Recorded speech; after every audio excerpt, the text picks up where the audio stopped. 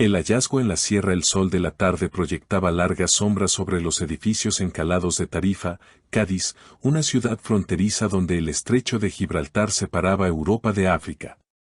En 2001, la población apenas alcanzaba los 15.000 habitantes, convirtiéndola en el tipo de lugar donde todos conocían los asuntos de los demás, y donde los secretos tenían una forma de fermentarse bajo el sol andaluz.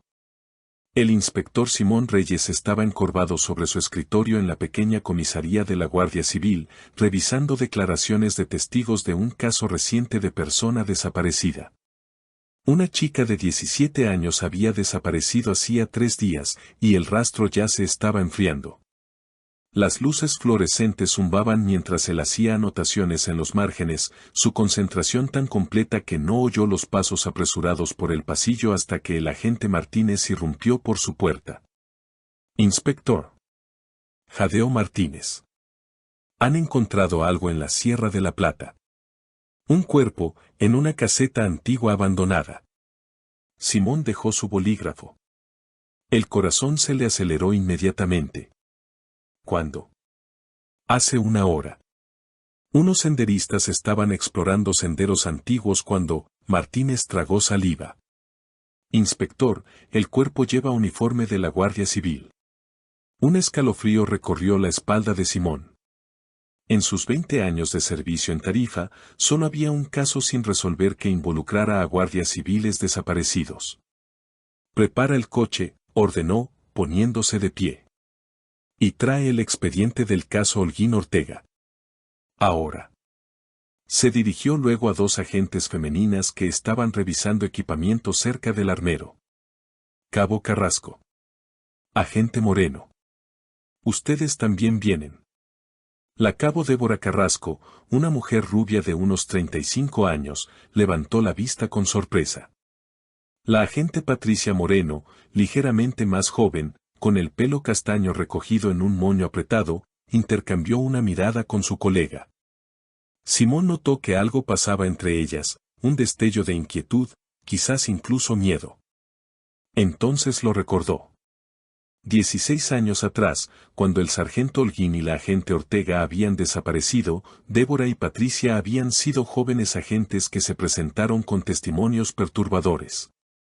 Habían afirmado que el sargento Holguín había sido inapropiado con ellas, haciendo insinuaciones no deseadas y creando un ambiente de trabajo hostil. No habían hablado en su momento, demasiado asustadas de las represalias, pero después de que el sargento desapareciera junto con la agente Ortega, finalmente habían dado sus declaraciones. Rumbo a la montaña el grupo se movió rápidamente hacia sus vehículos. Martínez reapareció con una gruesa carpeta manila, el expediente del caso sin resolver. «Aquí, inspector, todo lo que tenemos sobre la desaparición de 1985. «Sube», le dijo Simón. «Infórmame en el camino». Subieron a 2 coches patrulla, Simón y Martínez en el vehículo principal, con el expediente del caso extendido sobre el regazo de Martínez. Mientras salían del aparcamiento de la comisaría y se dirigían hacia las montañas, el agente más joven comenzó a leer. Sargento Rafael Holguín, 42 años en el momento de la desaparición. Agente Lila Ortega, 25 años. Estaban trabajando en el turno de noche del 15 de octubre de 1985. Vistos por última vez saliendo de la comisaría a las 20:47 para patrulla rutinaria. Cuando no se reportaron por la mañana, se desplegaron equipos de búsqueda. Su coche patrulla fue encontrado abandonado en la N-340, llaves aún en el contacto, sin signos de lucha. Simón navegaba por el escaso tráfico, su mente ya trabajando en los escenarios. ¿Qué hay de la investigación? Búsquedas exhaustivas del campo circundante no encontraron nada. La UCO fue traída brevemente, sospechaban conexión con las mafias del hachís que operaban en la zona. Las entrevistas con los lugareños revelaron que Holguín y Ortega habían estado investigando rumores de chicas desaparecidas, posible tráfico de personas conectado con operaciones transfronterizas. La noche que desaparecieron, supuestamente habían planeado revisar un bar llamado El Cortijo del Moro, conocido punto de encuentro para camioneros y contrabandistas. El paisaje cambió mientras subían hacia la Sierra de la Plata. La vegetación mediterránea daba paso a terreno rocoso salpicado de alcornoques y pinos.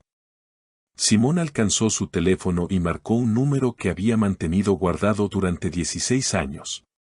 Señora Ortega, soy el inspector Simón Reyes de la Guardia Civil de Tarifa. La voz que respondió era más frágil de lo que recordaba, envejecida por 16 años de incertidumbre. Señora, la llamo sobre el caso de su hija. Hemos encontrado evidencia que podría estar conectada. ¿Puede venir a la Sierra de la Plata? Enviaré agentes para escoltarla. La voz de Marisol Ortega se quebró con emoción. ¿Evidencia? ¿Después de todo este tiempo? ¿Es Lila? No estamos seguros aún, señora, pero quería que lo supiera inmediatamente. Los agentes le explicarán todo. La caseta abandonada después de terminar la llamada, siguieron las coordenadas que el guarda forestal había proporcionado, girando hacia un camino de tierra sin mantenimiento que serpenteaba más alto en las montañas. El terreno se volvió cada vez más accidentado, sus vehículos rebotando sobre rocas y baches. Finalmente, divisaron un vehículo del servicio forestal y dos figuras esperando junto a un sendero. El guarda forestal que los recibió era un hombre curtido de unos 50 años. ¿Inspector Reyes? Soy Antonio Ruiz. Los senderistas están justo arriba de este sendero con mi compañero. Son unos 400 metros de caminata hasta la caseta. Reunieron su equipo y siguieron a Ruiz por un sendero estrecho que parecía apenas usado. El camino estaba cubierto de maleza en algunos lugares, con rocas sueltas que hacían peligroso el paso. Después de 10 minutos de subida, llegaron a un pequeño claro donde otro guarda forestal estaba con una pareja de ancianos. La caseta de madera se erguía al borde del claro, sus tablas grises por la edad. La puerta colgaba abierta, revelando el oscuro interior. La mujer mayor, vestida con equipo de senderismo caro, parecía pálida pero serena. Su marido, un hombre en forma de unos 70 años, tenía el brazo alrededor de sus hombros. Soy el inspector Reyes, dijo Simón. ¿Ustedes encontraron el cuerpo? La mujer asintió. Soy Ruth Domínguez, y este es mi marido Carlos. Estábamos haciendo senderismo, probando una ruta nueva, terreno más desafiante. Ya sabe cómo es cuando llegas a nuestra edad, quieres demostrar que aún puedes. Logró una débil sonrisa. Necesitaba usar las instalaciones después de nuestra larga subida. Fue entonces cuando se me cayeron las gafas. Gafas graduadas bifocales, añadió Carlos. 600 euros. Ruth me llamó para ayudar a recuperarlas. Ruth continuó, Carlos usó un palo para intentar sacarlas. El pozo era profundo, completamente oscuro. Entonces vio algo que parecía cuero. Carlos sacó su llavero, mostrando una pequeña linterna LED adjunta. Siempre la llevo. Vieja costumbre de mis días de ingeniero. Cuando la alumbré allí abajo, pude ver que era una bota, con un pie todavía dentro. Inmediatamente fuimos a buscar a los guardas forestales. El descubrimiento macabro. El guarda Ruiz dio un paso adelante. Cuando llegué, quitamos cuidadosamente el asiento del retrete para tener una mejor vista. Fue entonces cuando vimos el uniforme, la placa y lo que parece ser un arma reglamentaria. No hemos perturbado la escena más allá de ese examen inicial. Simón se acercó a la caseta con Martínez, ambos poniéndose guantes de látex. La estructura era típica de las instalaciones remotas, una simple caja de madera con un asiento de banco sobre un pozo profundo. Pero cuando miraron hacia la oscuridad de abajo, la linterna de Simón iluminó algo que le cortó la respiración. El cuerpo era parcialmente visible entre capas de desechos desecados. Las condiciones secas de la montaña habían momificado partes de los restos, preservando detalles que deberían haberse perdido con el tiempo. Un uniforme de la Guardia Civil era claramente visible, junto con una placa empañada y la culata de un revólver sobresaliendo de una funda de cuero. Necesitamos sacar el cuerpo, dijo Simón. Llamen a un equipo forense y algunos trabajadores con equipo adecuado. Tendremos que desmantelar parte de la estructura. Mientras esperaban al personal adicional, Simón interrogó a los guardas forestales sobre la historia de la caseta. Este sendero fue oficialmente abandonado en 1992, explicó Ruiz.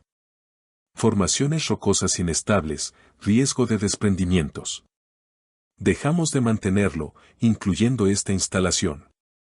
Honestamente, me sorprende que esta gente llegara hasta aquí. Los marcadores del sendero fueron retirados hace años. Lo vimos en un mapa topográfico antiguo, admitió Carlos. Pensamos que sería una aventura. El equipo forense llegó en una hora, junto con trabajadores que llevaban herramientas y equipo de protección. Cuidadosamente desmantelaron el suelo de madera alrededor del asiento del retrete, creando una abertura más grande. El proceso fue lento y meticuloso. Cada tabla removida con cuidado para preservar cualquier evidencia potencial. La identidad revelada cuando finalmente extrajeron el cuerpo, el equipo forense se asombró de su condición. La doctora Patricia Chan, la médica forense, se agachó junto a los restos. Las condiciones áridas aquí arriba, combinadas con el ambiente anaeróbico en un pozo sellado, crearon condiciones perfectas para la momificación parcial. Las capas de desecho se asentaron y compostaron a lo largo de los años, ayudando realmente a preservar ciertos tejidos. Cuidadosamente examinó la placa, usando un cepillo suave para quitar los escombros. El número todavía es legible. Lo leyó en voz alta, y Simón sintió que se le revolvía el estómago cuando Martínez lo cotejó con el expediente del caso. Ese es el número de placa del sargento Holguín, dijo Martínez, su voz apenas por encima de un susurro. Las implicaciones golpearon a todos simultáneamente. Si este era el sargento Holguín, entonces todo lo que habían creído sobre el caso estaba equivocado. Simón notó a las agentes Carrasco y Moreno de pie apartadas del grupo, ambas visiblemente conmocionadas. Lágrimas corrían por el rostro de Débora, y Patricia tenía los brazos envueltos alrededor de sí misma, como si tuviera frío a pesar de la cálida tarde. El sonido de otro vehículo llegando atrajo la atención de Simón. Marisol Ortega emergió de un coche patrulla, apoyada por un joven agente. 16 años de esperanza y miedo la habían envejecido, pero sus ojos todavía eran agudos, todavía buscando. Simón la encontró antes de que pudiera acercarse a la escena. Señora Ortega, necesito prepararla. Encontramos un cuerpo, pero no es Lila. La esperanza y la desesperación lucharon en su expresión. ¿No es Lila? ¿Entonces quién? Parece ser el sargento Holguín. Ha estado aquí, en esta caseta, probablemente desde la noche en que desaparecieron. Las piernas de Marisol cedieron, y Simón la ayudó a sentarse en una roca. Si esto le pasó a Rafael, ¿entonces qué le pasó a mi niña? Oh, Dios, ¿qué pudo haberle pasado? Esto cambia todo sobre el caso, dijo Simón gentilmente. No sabemos quién hizo esto. Podría haber sido alguien más completamente, o podría haber sido. Dudó, no queriendo expresar la posibilidad de que Lila pudiera haber estado involucrada. No, dijo Marisol firmemente, leyendo sus pensamientos. Mi hija era una buena gente. Tenía un corazón bondadoso y creía en la justicia. Si acaso, ella es otra víctima. Alguien les hizo esto a ambos. Nuevas pistas y viejos secretos. Simón se volvió hacia los guardas forestales. ¿Cuántas casetas como esta están dispersas por estas montañas? Ruiz pensó por un momento. ¿En senderos abandonados? Tal vez una docena en un radio de 8 kilómetros. Más si cuentas las de los senderos activos. Quiero equipos de búsqueda revisando cada una, ordenó Simón. Si alguien tiró un cuerpo aquí, podrían haber usado otros sitios. Después de dejar a Marisol Ortega en su modesta casa en el barrio de la Alameda, el inspector Simón Reyes condujo de vuelta a la comisaría por calles vacías. El pueblo parecía aún más silencioso de lo habitual, como si el descubrimiento en las montañas hubiera proyectado un manto sobre todo. El reloj del salpicadero marcaba las 19:23 cuando entró en el aparcamiento de la comisaría. Dentro, el turno de noche había tomado el relevo, pero la energía del día permanecía en forma de informes manchados de café y notas dispersas por los escritorios. Simón se acomodó de nuevo en su escritorio con el expediente del caso Holguín Ortega, extendiendo 16 años de documentos acumulados sobre la superficie. Bajo las duras luces fluorescentes, comenzó a revisar todo con ojos frescos. El descubrimiento del cuerpo de Holguín cambiaba toda la narrativa. ¿Y si Lila Ortega no había sido una víctima? ¿Y si había estado involucrada en la muerte del sargento? Pero habría necesitado ayuda. Una joven agente no podría haber actuado sola, especialmente no contra un hombre del tamaño y experiencia de Holguín. El bar de los secretos esa noche, la curiosidad llevó a Simón al bar El Cortijo del Moro, que aún operaba después de todos estos años. El aparcamiento albergaba una colección de camiones y todoterrenos, ocupado pero no abarrotado. El letrero de neón parpadeaba esporádicamente, proyectando sombras rojas y azules sobre la grava. Dentro, la atmósfera no había cambiado mucho desde su última visita años atrás. Música flamenca sonaba desde una vieja rocola y el aire olía a cerveza y pescadito frito. Los camioneros ocupaban la mayoría de las mesas, mapas y papeles extendidos entre botellas de cerveza. Simón tomó asiento en la barra, notando cómo las conversaciones se silenciaban ligeramente ante su entrada. Su uniforme de inspector lo hacía conspicuo, pero ignoró la atención. El camarero que se le acercó era joven, tal vez de 25 años, con el pelo engominado hacia atrás y ojos nerviosos. No era el Miguel Vázquez de los expedientes del caso. ¿Qué le pongo, agente? Inspector, corrigió Simón. Un orujo. Y una tapa de boquerones, si la cocina sigue abierta. Claro que sí. Mientras el camarero servía su bebida, Simón preguntó casualmente, ¿cuánto tiempo llevas trabajando aquí? Unos 3 años. ¿Por qué? Simple curiosidad. Me preguntaba por el camarero anterior, Miguel Vázquez. El expediente dice que estaba aquí en los 80. La mano del joven se detuvo por solo un momento. ¿Miguel? Dejó el trabajo hace unos 10 años.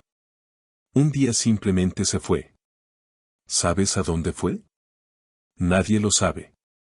Se mudó de su piso en la calle Almedina, no dejó dirección de reenvío. El dueño trató de localizarlo para su último sueldo, pero fue como si se hubiera esfumado. Perseguido en la noche, Simón terminó su comida y salió del bar, pero mientras conducía a casa, notó unos faros en su retrovisor. Un sedán oscuro, tal vez un Seat o un Peugeot, manteniendo el ritmo a unos 3 coches de distancia. Nada inusual en eso. Era una carretera principal a través del pueblo. Pero cuando Simón giró a la izquierda en la calle Sancho IV, el sedán también giró. Otro giro a la izquierda en la avenida de Andalucía, y de nuevo el coche lo siguió. Sus manos se apretaron en el volante. 3 giros podrían ser coincidencia. Hizo un giro repentino a la derecha en la calle Batalla del Salado sin señalizar. El intermitente del sedán parpadeó y lo siguió. El pulso de Simón se aceleró. 20 años de trabajo policial le habían enseñado a confiar en sus instintos, y ahora mismo, cada instinto gritaba que lo estaban siguiendo. Simón giró bruscamente hacia una gasolinera Repsol que seguía abierta, sus duras luces blancas creando una isla de brillo en la oscuridad. Se detuvo en un surtidor como si necesitara combustible y observó sus espejos cuidadosamente. El sedán disminuyó la velocidad al acercarse a la estación, luego continuó sin girar. Simón alcanzó a ver al conductor, un hombre marroquí, gorra de béisbol calada, rostro oscurecido. El coche era un Peugeot 406 azul oscuro, modelo de finales de los 90. No pudo distinguir la matrícula en la oscuridad. La casa sospechosa 10 minutos después, cuando giró hacia su propia calle, su respiración se cortó. Allí estaba, el mismo Peugeot azul oscuro, aparcado 3 casas más abajo de la suya. Las luces apagadas, motor en silencio. Simón redujo la velocidad de su coche patrulla, estudiando la casa donde estaba aparcado el sedán. Número 47 de la calle Gibraltar. Todas las ventanas oscuras, sin luz en el porche, sin señales de vida. Bajó la ventanilla hasta la mitad, escuchando los sonidos nocturnos. Grillos, un perro ladrando a lo lejos, el zumbido de los aires acondicionados. Entonces, cortando el silencio, llegó el sonido agudo de cristales rompiéndose seguido de un grito ahogado. Parecía venir del interior de la casa oscura. Simón agarró su radio. Unidad 23 a Central. Estoy en el 47 de la calle Gibraltar. Escuché sonidos de cristales rotos y gritos desde el interior de la residencia. Procediendo a verificación de bienestar. Copiado Unidad 23. Refuerzos disponibles si se necesitan. En espera, respondió Simón, aunque sabía que la unidad de patrulla más cercana probablemente estaba a 15 minutos. Se acercó a la puerta principal, la mano descansando sobre su arma de servicio, pero sin desenfundarla. El timbre no produjo respuesta, así que golpeó firmemente. Guardia Civil. ¿Todo bien ahí dentro? Pasos se acercaron desde el interior y la puerta se abrió para revelar a un hombre de unos 40 años, marroquí, vestido con vaqueros y una camiseta blanca. Simón no lo reconoció, pero eso no era inusual. Tarifa había crecido algo en los últimos años. Buenas noches, agente, dijo el hombre, su voz calmada pero sus ojos cautelosos. Inspector, corrigió Simón. Todo está bien aquí. Escuché cristales rompiéndose y alguien gritando, dijo Simón. ¿Le importa si pregunto qué pasó? Los hombros del hombre se relajaron ligeramente. Ah, eso. Tiré el jarrón de mi mujer, el que le dio su madre. Estaba bastante molesta por ello. Ya sabe cómo son las mujeres con sus cosas. ¿Está su esposa en casa? Me gustaría hablar con ella, asegurarme de que todo está bien. Está en el baño, limpiándose. Lloró un poco por el jarrón. Realmente significaba mucho para ella. El hombre no se había movido de la entrada, su cuerpo bloqueando la vista de Simón hacia el interior. Pero Simón pudo distinguir formas en lo que parecía ser la sala de estar. Allí, en el sofá, ¿era eso una persona sentada? La silueta estaba inmóvil, pero definitivamente parecía humana. Revelaciones y sombras, señor, ¿quién más está en la casa con usted? Solo yo y mi mujer. Como le dije, está en el baño. Pero la figura en el sofá no se había movido. Los instintos de Simón le gritaban de nuevo, pero estaba solo, sin refuerzos, y técnicamente no tenía causa probable para forzar la entrada. Un jarrón roto y una disputa marital no eran delitos. Activó su radio, manteniendo los ojos en el hombre. Central, Unidad 23. El residente informa rotura accidental de un jarrón. La situación doméstica parece bajo control. Despejando. Copiado, Unidad 23. Simón dio un paso atrás de la puerta. Muy bien, señor. Siento haber molestado su noche. Que tengan buenas noches. Igualmente, agente, dijo el hombre, ya cerrando la puerta. Simón volvió a su coche, pero algo no cuadraba. La figura inmóvil en el sofá, la presencia del Peugeot que lo había seguido, la conexión con el bar. Todo apuntaba a algo más grande. Al día siguiente, cuando revisó los registros de la propiedad, descubrió que la casa en el 47 de la calle Gibraltar había estado vacía durante años. No había inquilinos registrados, ni propietarios viviendo allí. Las piezas del rompecabezas comenzaban a encajar. El bar El Cortijo del Moro no era solo un punto de encuentro para camioneros.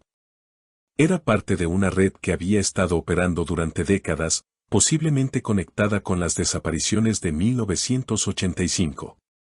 Y ahora, después de 16 años, El descubrimiento del cuerpo del sargento Holguín había perturbado un nido de avispas que había permanecido oculto en las sombras de Tarifa. La búsqueda de Lila Ortega continuaría, pero Simón sabía que había destapado algo mucho más oscuro que un simple caso de personas desaparecidas. Las montañas de la Sierra de la Plata guardaban más secretos, y algunos en el pueblo estaban dispuestos a hacer cualquier cosa para mantenerlos enterrados. Mientras el sol se ponía sobre el estrecho de Gibraltar, proyectando el cielo en tonos de sangre y oro, Simón Reyes se preparó para la batalla que se avecinaba. Porque en Tarifa, donde África y Europa casi se tocan, algunos secretos valían matar para protegerlos. Y la verdad sobre lo que realmente le sucedió a Lila Ortega aquella noche de octubre de 1985 todavía esperaba ser descubierta en las sombras entre dos continentes. Fin.